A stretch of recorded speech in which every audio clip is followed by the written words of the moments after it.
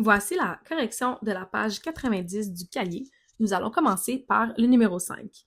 Ici, on te demande exprime chacune des concentrations suivantes en pourcentage masse-volume. C'est très important quand tu fais un exercice de chimie de comprendre ce qu'on demande de toi. Donc, je vais venir chercher mon surligneur et surligner pourcentage masse-volume. Je comprends ainsi que chacune des concentrations du numéro, je dois les convertir en pourcentage masse-volume. Commençons avec le A.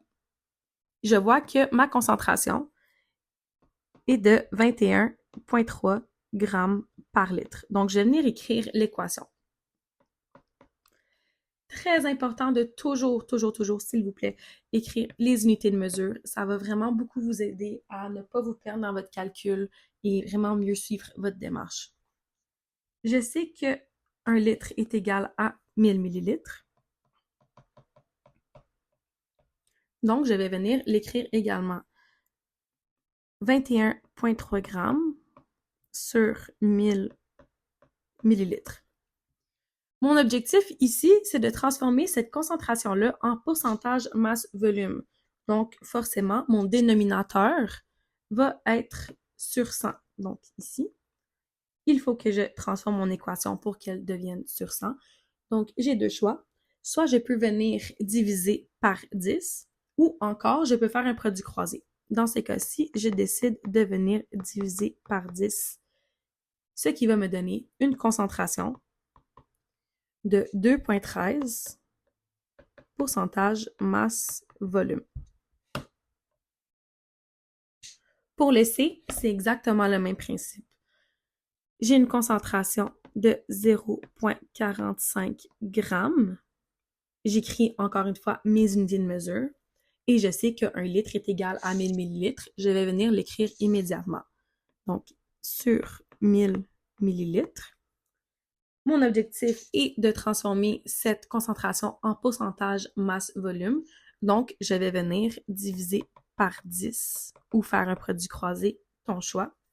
Ça va me donner une réponse de 0,045 pourcentage masse-volume.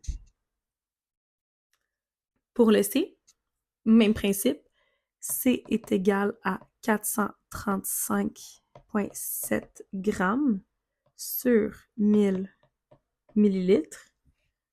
Je viens diviser par 10 pour pouvoir transformer cette concentration en pourcentage masse-volume.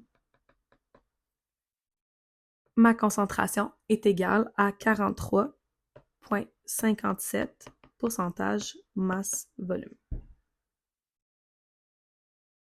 Récapitulatif, très important de toujours savoir qu'est-ce qu'on veut calculer et garder ces unités de mesure tout au long du calcul. Numéro 6. On veut exprimer chacune des concentrations suivantes en grammes par litre. Je viens chercher mon surligneur et je viens surligner ce que l'on me demande, donc en grammes par litre. Ici, je remarque que mes concentrations sont déjà sont en pourcentage masse-volume. Donc, mon objectif, c'est de les transformer en grammes par litre. Je viens écrire mon équation. C est égal à 15,3.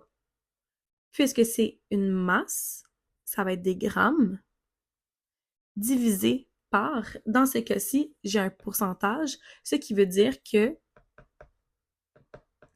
ça me donne sur 100 millilitres. Donc, sur 100 millilitres. Pourcentage va toujours équivaloir à 100 millilitres. Je fais mon calcul. Dans le fond, cette fois-ci, puisque je veux transformer ceci en grammes par litre, je dois multiplier par 10 puisque 100 fois 10 est égal à 1000 millilitres, donc 1 litre. Tu peux faire un produit croisé ou encore le multiplier par 10 à ta préférence. Ma concentration sera de 153 grammes par litre. Pour le B maintenant. Même fonctionnement.